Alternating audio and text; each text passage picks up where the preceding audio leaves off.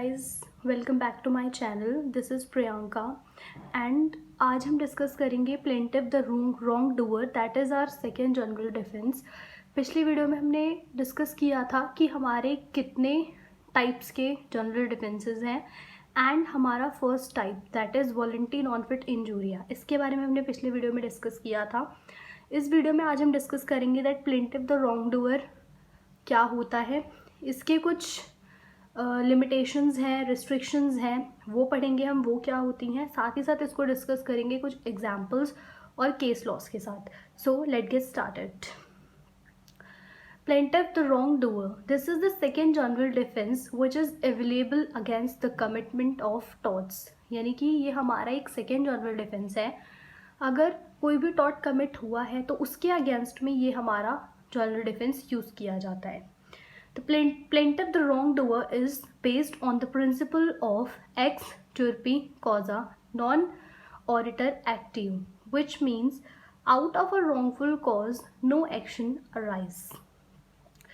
Plaintiff the wrongdoer जो है वो हमारा एक मैक्सिम के ऊपर बेस्ड है, जिस मैक्सिम का मतलब है कि अगर कोई भी एक्शन या कोई भी चीज़ या कोई भी केस रॉन्गफुल कॉज की वजह से हुआ है तो उसके खिलाफ कोई एक्शन नहीं लिया जाता। It states that if the plaintiff himself do some wrongful act it might lead to a general defence. इसका बेसिक मीनिंग ये होता है कि अगर प्लेंटिफ खुद कुछ गलती करता है, खुद कुछ रॉन्गफुल एक्ट करता है, तो डिफेंडेंट को ये एक जनरल डिफेंस मिल जाता है कि प्लेंटिफ की गलती की वजह से ये चीज़ हुई थी, तो डिफेंडेंट इस केस में लायबल नहीं होता। फिर अगर प्लेंटिफ ने खुद कुछ गलत किया है, उसकी वजह से उसको वो हार्म हुआ है, then he was liable for that. So here is an example that is a is a person, he went to a market and he saw a dog that was suddenly start barking on him.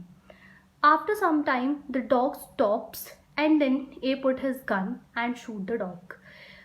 इस example में क्या था कि एक person था, वो market गया, उसने वहाँ पर एक डॉग को देखा एंड डॉग सडनली उसके ऊपर बार्क करना स्टार्ट कर दिया, जिसकी वजह से वो थोड़ा डर गया एंड डॉग ने कुछ टाइम के बाद बार्किंग स्टॉप कर दी। बट फिर भी प्लेंटिफ ने, यानी कि उस पर्सन ने, ए ने अपनी गन निकाली और उस डॉग को शॉट कर दिया। तो यहाँ पर A will be liable for that, defendant कोई लायबल नहीं होगा इसके अंदर, बिकॉज प्लेंटिफ की गलती की वजह से ये चीज़ हुई है। प्लेंटिफ ने एक तरीके से गन यूज़ की, that is wrong. Next, the right can be exercised when a person is under the reasonable apprehension of immediate threat attack towards. अब ये जो राइट हमें मिलता है, ये हमारा तब मिलता है हमें जब पर्सन अटैक करे टुवर्ड्स हिज ओन बॉडी और प्रॉपर्टी, या तो अपनी बॉडी और प्रॉपर्टी को बचाने के लिए, सेकंड अनदर पर्सन्स और प्रॉपर्टी, या फिर किसी और पर्सन की बॉडी और प्रॉपर्टी को बचाने के लिए। So there are some restrictions on this doctrine. इस डॉक्ट्रीन्स पे हमारे कुछ रिस्ट्रिक्शंस भी हैं, 3 रिस्ट्रिक्शंस हैं हमारे। First is force used by the defendant cannot be more than the threat, it should be proportional। यानी कि फोर्स जो यूज़ किया गया है डिफेंडेंट के थ्रू वो ज़्यादा तेज़ नहीं होना चाहिए, वो प्रोपोर्शनल होना चाहिए। फॉर एग्जाम्पल कि अगर एक ही पर्सन है, उसने आके किसी बी को एक चाटा मारा या उसको पुश किया, तो बी ऐसा नहीं है कि आयरन की रॉड से उसके सर पे मार देगा। ये जो है, अगर वो इस चीज़ में डिफेंस लेता है, ये चीज़ करके वो डिफेंस लेगा, तो ये डिफेंस वैलिड नहीं माना जाएगा, यहाँ पर फिर वो लायबल माना जाएगा, बिकॉज वो प्रोपोर्शनल नहीं था। उसने एक चाटा मारा और उसने उसकी जगह पे उसको आयरन रॉड से मार दिया। तो जो हमारा थ्रेट है, जो हम डरा रहे हैं उसको, डिफेंडेंट को, वो बिल्कुल प्रोपोर्शनल होना चाहिए, वो एक्स्ट्रा ऑर्डिनरी नहीं होना चाहिए। Second is threat must be immediate. Threat जो है वो तुरंत होना चाहिए, मतलब कि अगर अभी डिफेंडेंट ने प्लेंटिफ को कुछ बोला है तो प्लेंटिफ का तुरंत रिप्लाई होना चाहिए उस चीज़ के ऊपर। तो यहाँ पर इमीडिएट कॉज होना चाहिए एक एक्शन के लिए। ऐसा नहीं है कि उसने एक्शन आज किया है और अब कल जाके उसके अगेंस्ट कोई भी एक्शन परफॉर्म कर रहे हो। जैसे कि अभी हमने डॉग वाला एग्जांपल देखा था, जिस टाइम डॉग ने बार्क किया उसके ऊपर, उसको उसी टाइम पे एक्शन लेना चाहिए था, ना कि उसने बार्क करना स्टॉप कर दिया तब। सो इमीडिएट एक्शन जो है वो बहुत इंपॉर्टेंट होता है, और एक्शन जो है वो ऑब्वियसली प्रोपोर्शनल रेट में होना चाहिए। ऐसा नहीं है कि हल्का से किसी ने कुछ किया और तुमने उसको आयरन रॉड से हिट कर दिया या गन से शूट कर दिया। So next restriction is harm caused by the defendant cannot be for revenge। अगर कोई भी harm हुआ है डिफेंडेंट की वजह से, डिफेंडेंट ने कोई भी हार्म किया है किसी को, तो वो ऐसा नहीं है कि वो रिवेंज के लिए हो। अगर उसने बदला लेने के लिए वो हार्म किया है तो फिर वो लाइबल होगा इस चीज़ में। Now let us discuss a case law which name is bird versus Holbrooke. Holbrook owned a tulip garden a mile from his house. The garden area contained a summer house in which Holbrook and his family slept. Holbrook garden was robbed and several valuable tulips were stolen. After this incident, Holbrook set up a spring gun in the garden without any notice. Bird, a 19-year-old boy, innocently entered into that garden to chase an escaped peafowl. He did not know about the spring gun. He accidentally set it off. Bird suffered a severe wound above his knee and brought suit against Holbrook to recover for his injuries. So, in this case, the defendant was held liable because the action of the defendant was extraordinary and also without any notice.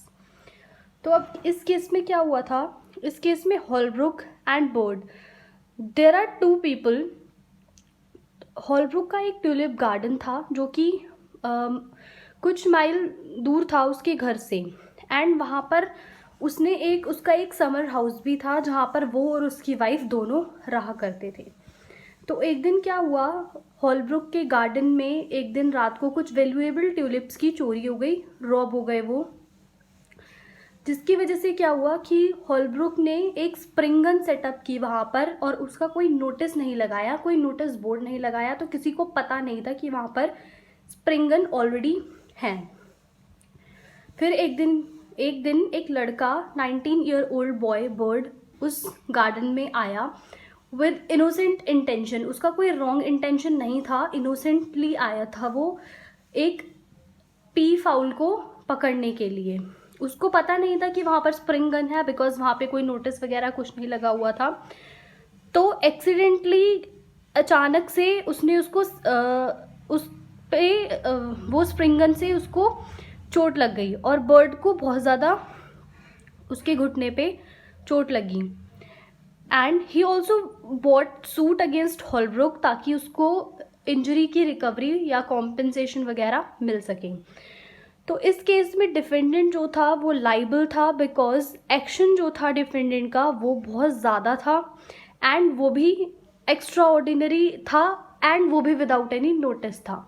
सो इस case को पढ़ के हमें पता चला कि जब plaintiff की खुद की गलती होती है तो डिफेंडेंट जो है वो लाइबल नहीं होता। जहाँ पर डिफेंडेंट हमारा बेसिकली अगर देखा जाए तो हॉलब्रुक था, बर्ड था, बिकॉज उसने ट्रेसपास किया था उसके गार्डन में, बट वो ट्रेसपासिंग के लिए नहीं माना गया, बिकॉज यहाँ पर प्लेंटिफ यानी कि हॉलब्रुक की गलती की वजह से बर्ड यानी कि जो डिफेंडेंट था उसको चोट लगी, जिसकी वजह से बर्ड पे कोई केस नहीं आया और हॉलब्रुक पे केस आ गया।